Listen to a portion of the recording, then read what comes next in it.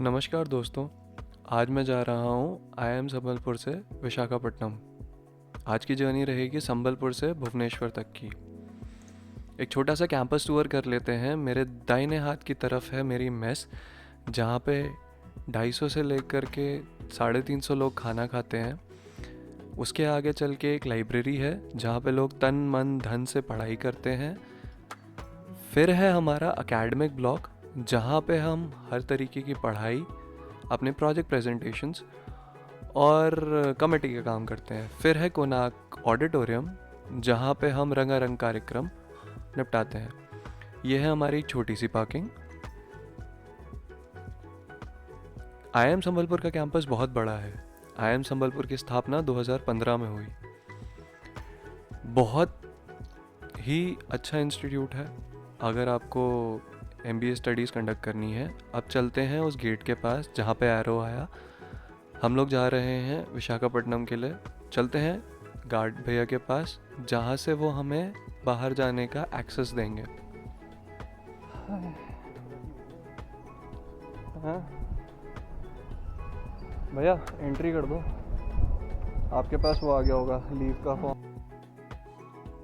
Guard भैया को थोड़ी देर समझाने के बाद और उनसे कुछ देर बात करने के बाद हमें गार्ड भैया ने हमारी एंट्री करवा दी गई। उसके बाद हमें बाहर जाने दे दिया गया।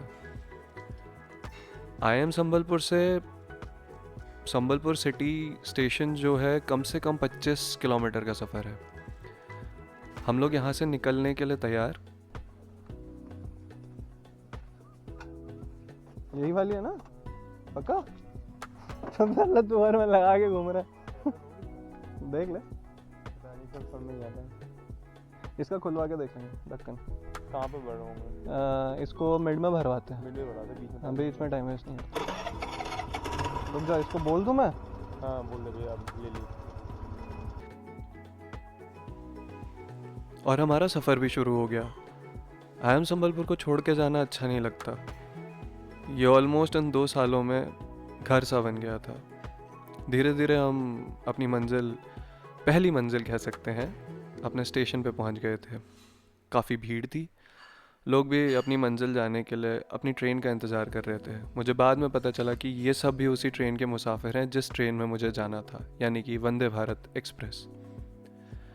स्टेशन काफ़ी साफ़ सुथरा, अच्छी तरीके से बनाया हुआ और काफ़ी अच्छी बैठने की व्यवस्था भी थी। वो बात और है, मुझे चलते फिरते रहने की आदत है, इसलिए मुझे ज़्यादा फ़र्क नहीं पड़ा। अब स्टेशन पे पहुंच तो गया। सवाल ये था कि वंदे भारत आएगी कहाँ। तो कुछ देर इधर उधर फिरने के बाद मुझे सूझा कि मैं टी स्टॉल पे जाके पूछूं, वंदे भारत कौन सी वाली पाएगी? किसी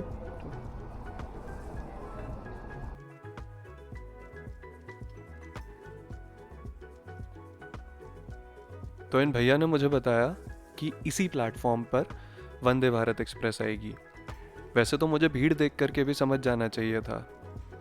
इस स्टेशन पर काफ़ी सारी छोटी छोटी टी स्टॉल्स लगी हुई थी और एक बड़ा सा फ्लाईओवर भी था, शायद बाकी प्लेटफॉर्म्स पे जाने के लिए। एक ट्रेन भी बीच में खड़ी थी। ये ट्रेन कौन सी थी मुझे नहीं पता। धीरे धीरे मैंने इस पूरे स्टेशन का भ्रमण किया, चलता चला और इंतज़ार करता रहा, क्योंकि मैं आधा घंटा पहले आ चुका था अपनी ट्रेन की टाइमिंग से। कहीं लोग बैठे हुए थे तो कहीं धूप अच्छी तरीके से खिली हुई थी। कुछ मुसाफिर अपने बैग वगैरह ले करके जा रहे थे और कुछ यूं ही बैठे थे। यूं ही किसी तरीके से घूमने के बाद, इधर उधर फिरते रहने के बाद मुझे वॉशरूम जाने का मन हुआ। वॉशरूम जाने तक के लिए मैं बाहर तक देखने के लिए गया कि कहीं कोई वॉशरूम तो नहीं है। फिर कुछ समझ में नहीं आया, तो फिर मैं उन्हीं टी स्टॉल वाले भैया के पास चला गया। तो वहाँ जब मैं भैया से पूछ रहा था तो यहाँ एक देवी खड़ी थी जिन्होंने मुझे इस तरीके से देखा जैसे मैंने उनकी किडनी मांग ली हो। भैया के बताने के बाद मैं वॉशरूम गया और वॉशरूम से आते ही ट्रेन की अनाउंसमेंट हो गई।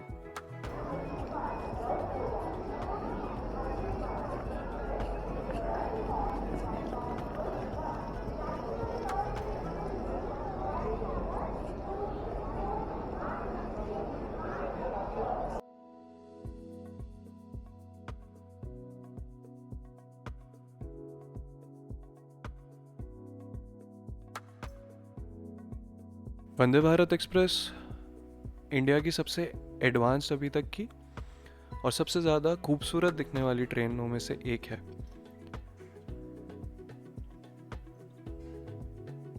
वो बाकी ट्रेन्स के कंपैरिजन में बहुत डिफरेंट लगती है।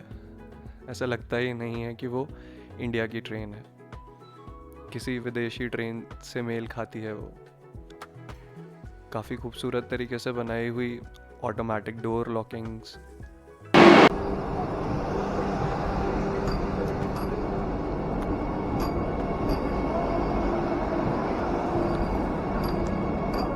यात्रीगण दया करी ध्यान दियंतु गाड़ी number 248335 रौसोला Puri Vande Bharat express 1 number platform से विरामशेष यात्रीगण कृपया ध्यान दें गाड़ी संख्या 20835 रौसोला पुरी वंदे भारत एक्सप्रेस प्लेटफॉर्म क्रमांक 1 पर खड़ी है।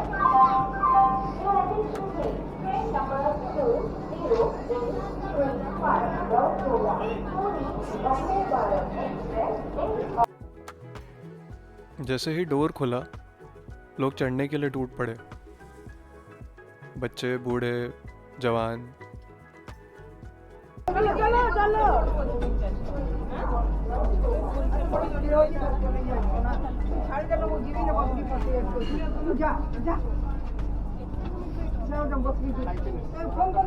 उधर से सुनना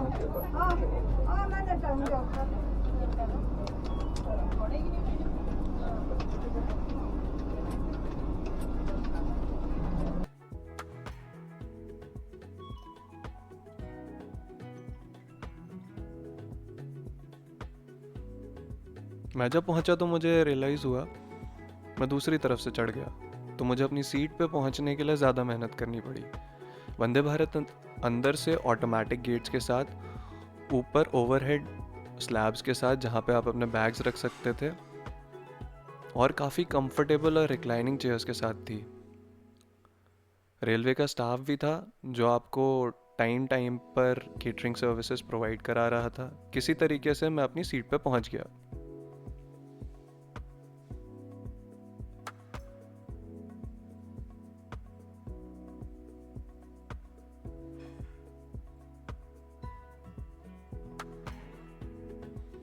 सीट पर आराम से बैठ जाने के बाद मैंने देखा कि मेरे बगल में एक और महाशय बैठे हुए हैं जो थोड़े से परेशान लग रहे थे।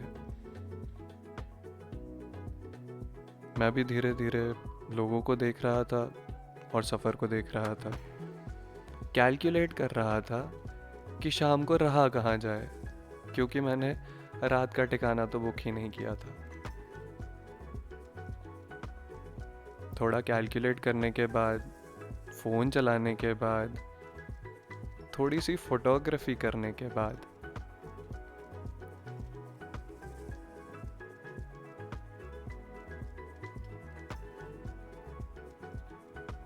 कुछ मैसेजेस चेक करने के बाद मैंने सोचा अब करा क्या जाए। फिर भी बैठा ही रहा, थोड़ा सा रिक्लाइन करी अपनी चेयर और फिर सोचने लगा। सोचते हुए दाढ़ी के साथ छेड़छाड़ करने की आदत है मुझे।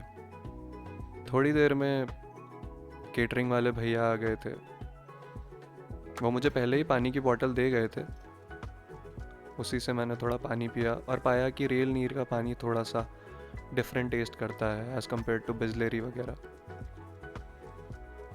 फिर से फ़ोन निकाल करके मैं सोचता रहा, चेक कर रहा था शायद कि मैंने खाना बुक किया है कि नहीं किया है, मगर मैंने पाया कि मैंने खाना बुक नहीं किया है। केटरिंग वाले भैया ने मुझे पूछा कि क्या मैं खाना लूँगा या नहीं।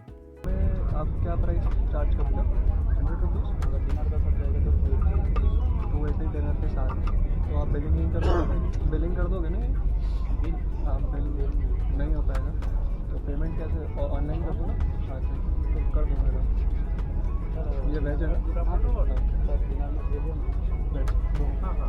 पेमेंट किसको करना है? हाँ ठीक है। नहीं मैं भेज रहा हूँ ना आपको, वही बना रहा हूँ। केटरिंग वाले भैया ने मुझे बिल तो नहीं दिया, मगर मैं ऑनलाइन पेमेंट करने के लिए उनको फिर भी मान गया, क्योंकि मुझे भूख लगी हुई थी और एक मैंडेटरी पिक्चर तो बनती थी। खाना देख के मैं खुश हो गया क्योंकि भूख लगी हुई थी। सबसे पहले मैंने शुरुआत करी जूस से, रियल जूस से, जो अब इस पैकिंग में नॉर्मल कन्फेक्शनरी शॉप पे तो मिलता नहीं। दूसरा था ये समोसा, और समोसा तो केचप के बिना है अधूरा, तो हमने केचप भी खोला और उसमें डाल करके खाना शुरू कर दिया, जल्दी जल्दी चबा करके, नज़ारों के मज़े ले करके। और समोसा टेस्टी था, काफ़ी सही था। समोसे और केचप के साथ ये सफ़र एंजॉय करके लोगों को देखते देखते समोसा भी ख़त्म हो गया। फिर ये देखा मैंने, ये चाय का प्रीमिक्स था। थोड़ा और जूस पिया और अब मूंग दाल पे आ चुके। ये भी देखा मैंने कि एक सैनिटाइज़र भी दिया था जो कि हर्बल था। फिर मूंग दाल खाते खाते हम गाय की तरह चबाने लगे। मगर ये मूंग दाल और ये जूस का कॉम्बिनेशन काफ़ी अच्छा लग रहा था।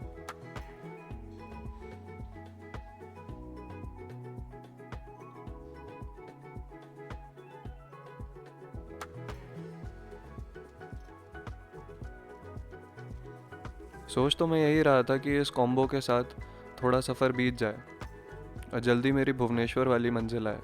पीछे देखा तो चाय वाले भैया आ रहे थे गर्म पानी लिए, क्योंकि प्रीमिक्स तो हमारे पास पहले से ही था। उन्होंने हमें चाय का कप दिया और थोड़ा गर्म पानी डाल के दे दिया। गिरनार का ये कोई प्रीमिक्स था एंड काफ़ी सही था।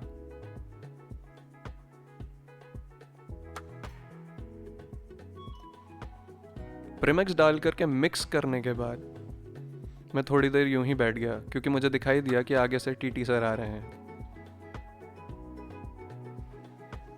अब मैं फ़ोन में इंतज़ार कर रहा था कि अपना टिकट खोलूं।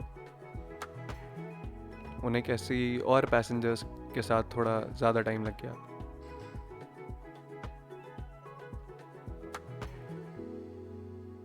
जैसे तैसे करके मैंने कोशिश करी कि मैं अपना आईडी कार्ड भी निकाल लूं। बैठ करके आईडी कार्ड निकालना बहुत मुश्किल हो जाता है, क्योंकि वो वॉलेट में रखा था।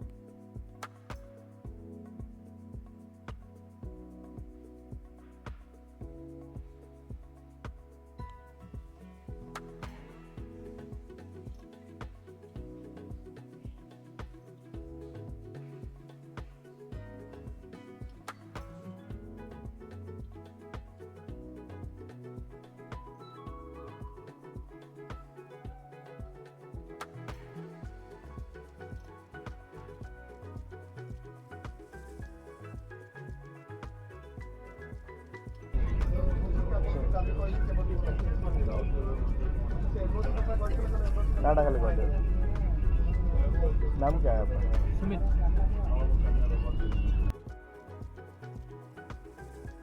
अब मैंने करा ली थी अपनी सीट की पुष्टि कि सीट मेरी ही है भाई, तो अब मैं हो गया था बेफिक्र।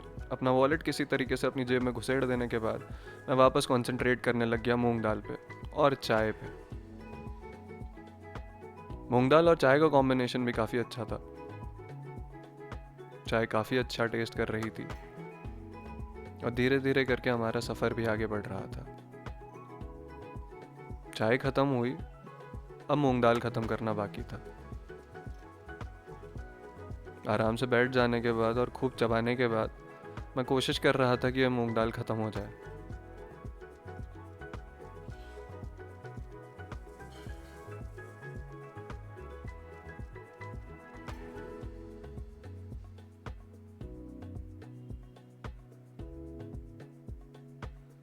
खाने के बाद एक्सपायरी डेट चेक कर रहा था मैं। मुझे अब हंसी आती है।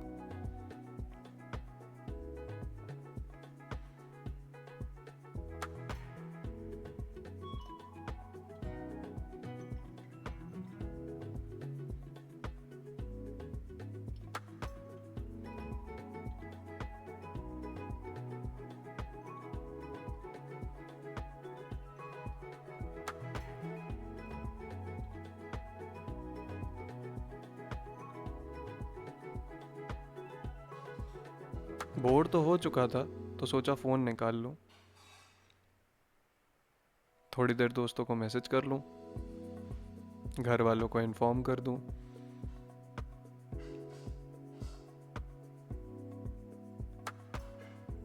कभी कभी ये बगल में बैठे हुए भैया भी मैंने नोटिस किया कि मेरा कैमरा निहार रहे थे। मगर ठीक है, आधे अधूरे से ही वो भी ब्लॉग में आ ही गए।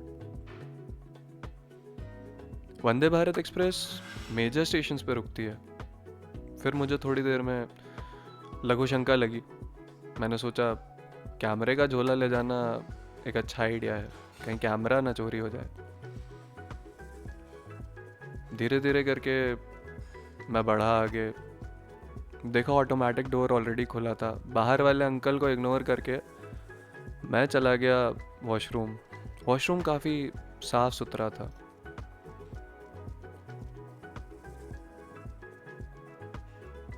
वॉशिंग के लिए सोप डिस्पेंसर था, मिरर था जिसमें मेरी थकी हुई सी शक्ल दिख रही थी, सिंक भी काफ़ी साफ था और टॉयलेट सीट तो थी ही। लघु शंका ख़त्म करके हम आ गए थोड़ा बाहर का नज़ारा देखने। और क्योंकि डोर क्लोज रहता है, सेफ्टी है, तो आप आराम से देख सकते थे नज़ारा। और नज़ारा आप भी देख सकते हैं, काफ़ी खूबसूरत है।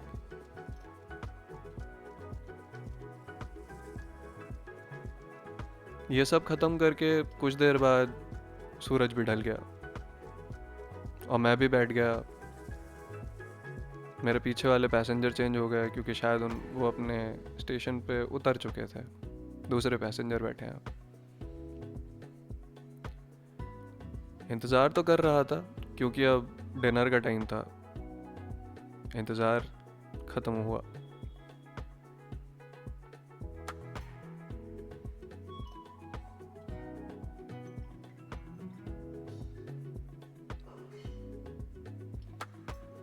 खाने में मुझे चावल, दाल, दही, नमक, सैनिटाइज़र, बट खाने के लिए नहीं, हाथ धोने के लिए दिया था, हाथ साफ करने के लिए। और गुलाब जामुन थे स्वीट में, जो कि सोने पे सुहागा था। रोटियां थी जो पराठे जैसी लग रही थी। एक सब्जी थी मिक्स वेज जैसी।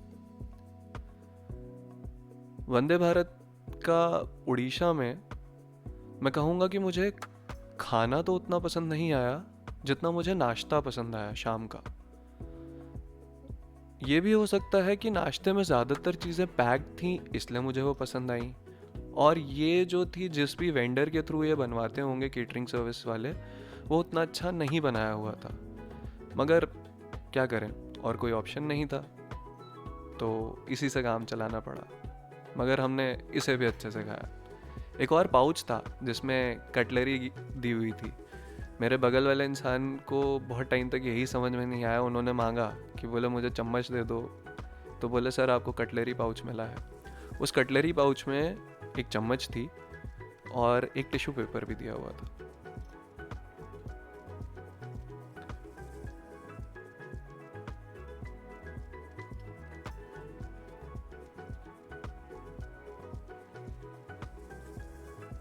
दही और नमक भी काफ़ी टेस्टी लग रहा था इस सफ़र में। तो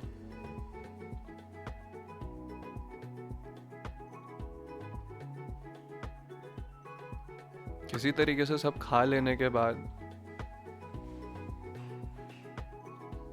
और फिर मैंने सब कुछ डिस्पोज ऑफ करने के लिए वापस से पैक कर दिया और भैया को वो ट्रे दे दी।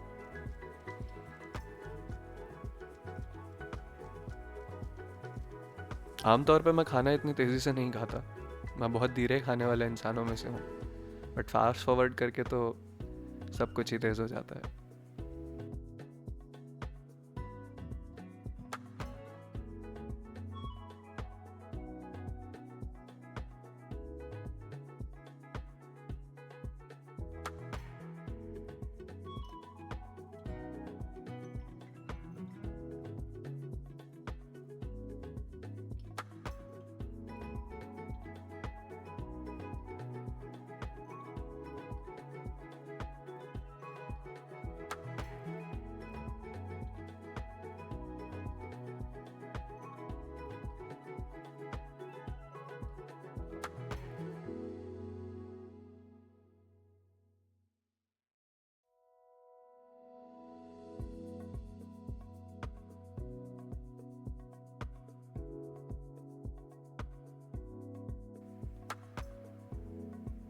मेरे बगल में जो पर्सनालिटी बैठी है वो गोलू मोलू से भैया, वो बड़े सही लग रहे हैं और मस्त है अपना ईयरफोन्स डाल करके, उन्हें किसी से कोई मतलब नहीं है। ट्रेन्स के सफ़र में नॉर्मली ऐसे 2-3 तरीके के लोग आते हैं, कुछ जो बहुत ज़्यादा लोगों से इंटरेक्ट करते हैं, कुछ जो बिल्कुल नहीं इंटरेक्ट करते हैं। टिश्यू पेपर से हाथ पोंछने के बाद मेरा खाना हो गया था पूरा, सब कुछ साफ वगैरह करके मैं वापस से फ़ोन चलाने लग गया वक्त बिताने के लिए। लोगों को आता जाता देखता ज़रूर था, मगर नज़रें ज़्यादातर फ़ोन पे ही रहती थी। ट्रेन भी अपने अच्छे खासे दौर पे चल रही थी। कुछ वक्त में मेरा स्टॉपेज भी आने वाला ही था, यानी कि भुवनेश्वर। भुवनेश्वर मेरी घूमने की मंजिल नहीं थी, वरना घूमने को यहाँ भी बहुत कुछ है। कुछ केव्स हैं, कुछ अच्छे टेम्पल्स हैं, और उड़ीसा की राजधानी होने की वजह से काफ़ी डेवलप्ड भी है।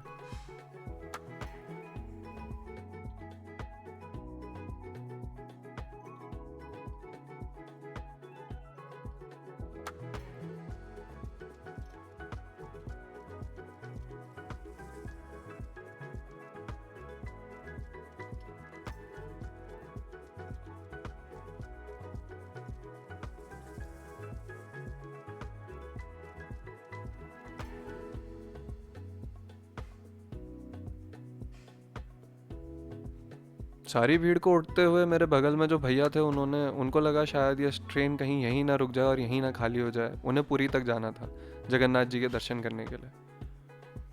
हम उन्हें बता करके चल दिए कि यही ट्रेन जाएगी। प्लेन की तरह यहाँ पे भी अवंस दिए गए थे,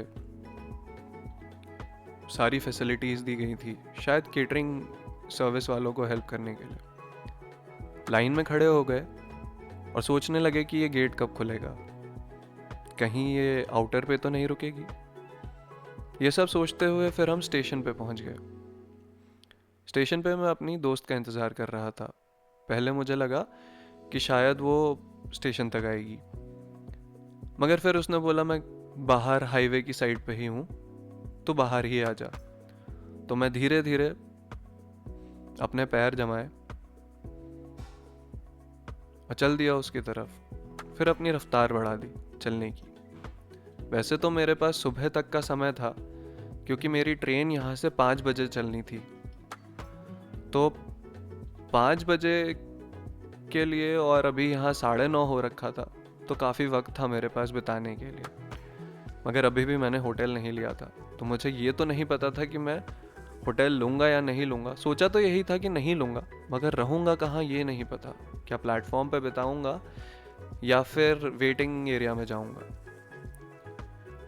चलते रहे, सोचा कि खाना कहाँ है, तो सोचा यहाँ पे पास में एक गैलेरिया करके मॉल है, वहाँ पे चलते हैं। वहाँ का एम्बियंस भी बहुत अच्छा है। गया वहाँ, कुछ फोटोग्राफ्स खींची जो कि काफ़ी अच्छी थी। वहाँ पहुँचने पर गार्ड दीदी ने अंदर पहुँचते ही बोला कि आपको कैमरा बंद करना पड़ेगा। अच्छा, मुझे एक बात बताइए, मुझे तो इस सवाल का जवाब नहीं पता। कैमरा ऑफ कर देता हूँ। ठीक है। कैमरा ऑफ क्यों करना पड़ता है? क्योंकि कैमरा ऑफ अगर आप करवाते हो तो आपको मोबाइल फ़ोन के कैमरास को भी बंद कराना चाहिए। लोग मोबाइल फ़ोन के कैमरास के थ्रू फ़ोटोज़ खींचते हैं। पता नहीं, शायद कुछ सिक्योरिटी कंसर्न होगा। उड़ीसा में रैपिडो लेकर के मैं वापस चलने को तैयार हुआ और देखा कि यहाँ फ्लाईओवर के नीचे काफ़ी अच्छी उड़ीसा का टच रखते हुई काफ़ी अच्छी पेंटिंग्स थी और काफ़ी अच्छी तरीके से डेकोरेट कर रखा था। भैया भी हमें अच्छी खासी रफ्तार में हमारी मंजिल फिर से, यानी कि हमारा वही रेलवे स्टेशन भुवनेश्वर का, वहाँ छोड़ने चल दिए। चलते चलते उन्होंने जहाँ जहाँ से मोड़ी, और जो लोकेशन रैपिडो में फिट थी वो रास्ता ही बंद था, बाद में मुझे पता चला। तो भैया को मैंने बोला आप किसी तरीके से मुझे गेट तक छोड़ दो, जो आपका रेलवे स्टेशन का गेट है, मैं वहाँ से चला जाऊँगा। और ये भैया अच्छे थे, क्योंकि मेरा रैपिडो तो पहले आ गया था, जो कि ये भैया थे दूसरे रैपिडो वाले भैया को आने में थोड़ा टाइम लगा था, तो ये रुके रहे तब तक, इन्होंने बुकिंग कैंसिल नहीं करी। तो मैंने इन्हें बाद में एक्स्ट्रा पेमेंट दिया था उसके लिए। ये मुझे छोड़ गए यहाँ पर ही मेन गेट पे, जहाँ पे मैं अपनी दोस्त से मिला था, वहीं पे। को मैं उस पर यूपीआई पे दे देता हूँ। डायरेक्टली इसी से कर दूँ कैश या फिर पे या ड्रॉप? उधर से करूँ? जी पे।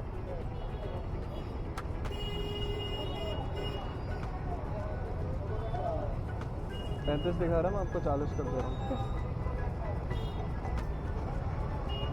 आप रुक गए थे हमारे लिए इसलिए। Thank you sir.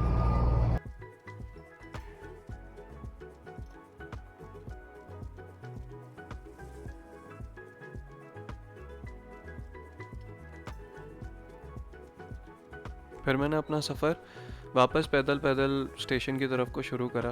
पैदल पैदल चलते हुए मैं स्टेशन पहुंच गया। मेरे कंधे पे कम से कम 10 किलो का बस्ता रहा होगा, जिस पे मेरा कैमरा अटैच था। नाइट में काफ़ी अच्छी क्वालिटी तो नहीं है इस कैमरे की, बट ये अच्छा है।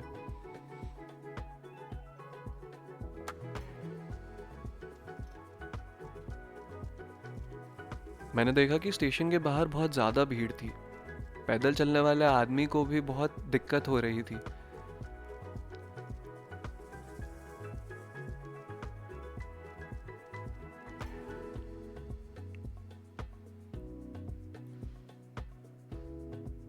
स्टेशन पर पहुंच जाने के बाद मैंने थोड़ा वेटिंग एरिया ढूंढने की कोशिश करी, क्योंकि मैं मन बना चुका था कि मुझे अब वेटिंग एरिया में रहना है।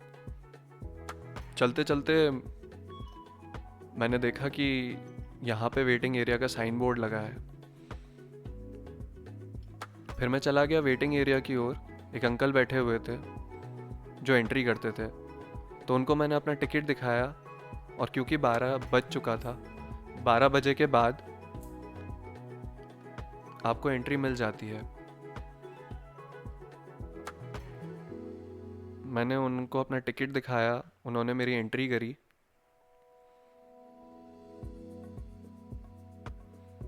और ज़्यादा कुछ बोले बिना उन्होंने अंदर जाने दिया।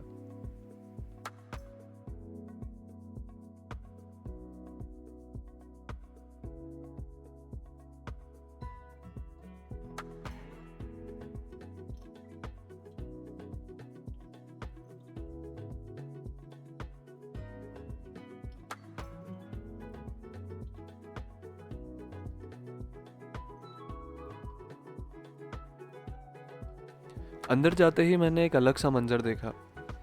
गेट खोला और खूब सारी भीड़ बैठी हुई थी। बैठने की जगह भी नहीं थी, लोग ज़मीन पे बैठे हुए थे। मैंने फिर एक भैया से पूछा, क्या ये चार्जिंग सॉकेट खाली है, क्योंकि मेरे फ़ोन की बैटरी भी जाने वाली थी। किसी तरीके से फ़ोन चार्जिंग पे लगा करके 1.5 घंटे खड़े रहने करके बाद मुझे बैठने की जगह मिली, और मेरी रात वहीं बीती। शायद मुझे 1 घंटे की नींद मिली होगी। आई होप आपको ये व्लॉग पसंद आया होगा। अगले व्लॉग में मैं बताऊंगा कि मेरी भुवनेश्वर से विशाखापट्टनम की जर्नी कैसी रही।